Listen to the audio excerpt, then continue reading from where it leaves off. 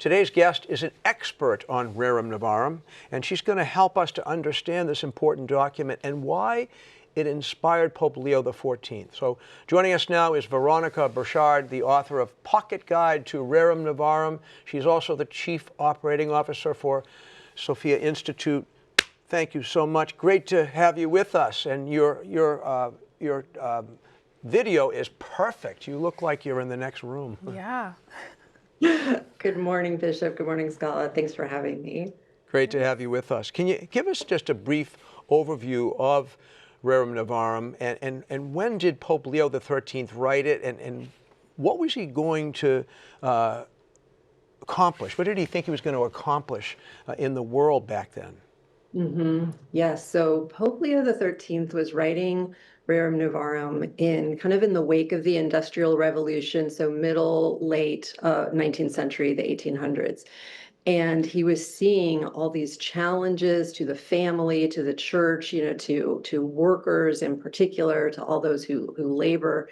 And he also saw this rising response to that in socialism.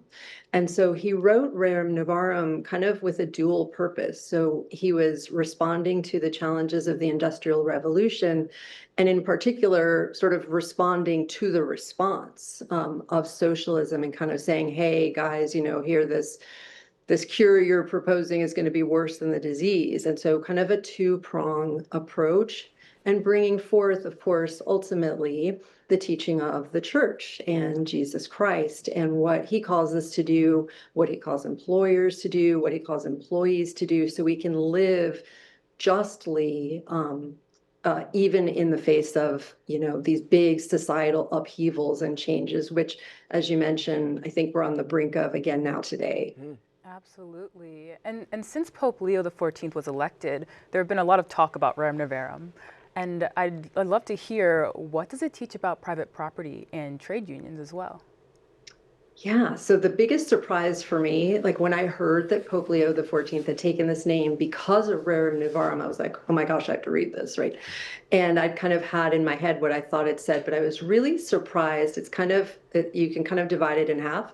The first half is an explanation of why private property is so fundamental to human dignity. And in particular, anyone who would like to help the poor, help the needy, needs to protect as sacred. He uses the word sacred and inviolable their right to private property, because the right to control the fruits of their labor is the only thing that's going to allow them to improve their lot, right? So helping everyone preserve that right to private property was paramount.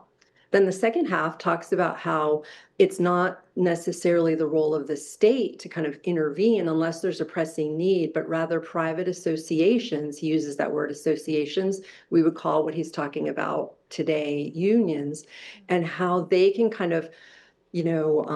offset this really big power imbalance, right? By helping workers come together. He talks then about how they should be governed, which is really wonderful, because he's sharing all these really important ideas for how these associations should treat their members, and all of it is, of course, keeping Christ and morality at the center. So it's really beautiful, really encouraging. So, Veronica, at this time of yet another revolution, in a sense, are there any common misconceptions about the encyclical that you hear, and what would be your response to them? Yeah, I think in my experience, I also work at Sophia Teachers, which is our apostolate serving Catholic education. So I work directly with a lot of Catholic school teachers, which is such a blessing. And I'm so grateful to everyone who is so giving of their time and energy for Catholic education and the work the teachers do.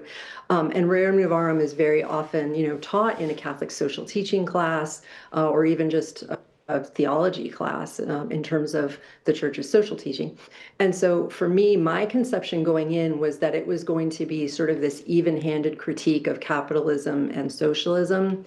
But what I found actually is that no, it's actually really directly addressing socialism and why it's wrong, and again, why private property is so essential. And then the counterpart, though, is that caution about capitalism. If we put profits over people, if we're treating people as cogs in a machine, that is deeply morally wrong. And I think that's kind of the bridge, what we're seeing now, maybe in the wake of all of these advancements with AI. Just this morning, my son sent me this reel, and you can see, like, AI has progressed to the point where they can basically clone people's voices, they can clone someone's persona, their image, and create these videos that seem real. Its use in education in particular, I think, raises ethical concerns because it seems like it's getting to the point where humans would be there to serve the machine rather than the machine being used in service of humanity.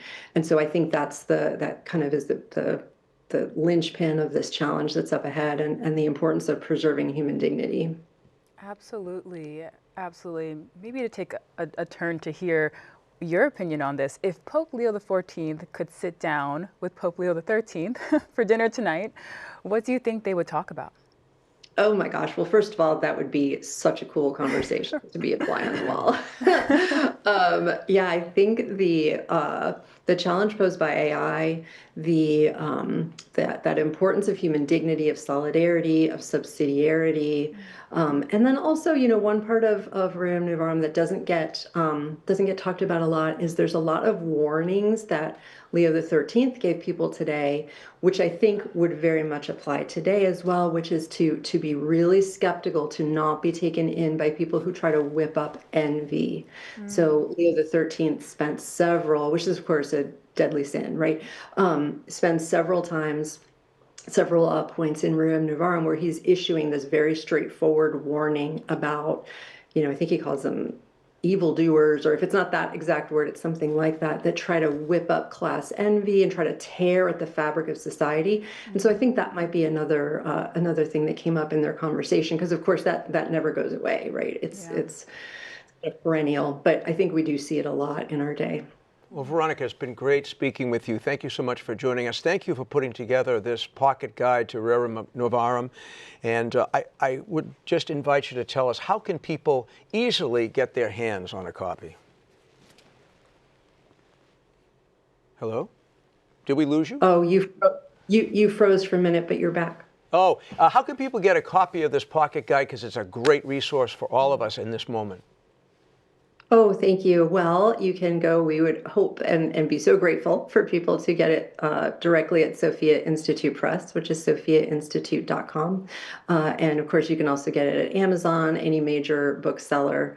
Yeah. Very good. Thank you so much for your time today, for putting together this pocket guide, and for all of your good work at Sophia. We appreciate your help, and God bless you in your work going forward. And thanks for joining us. Thank you. Thank you so much. God bless you both. God bless you too.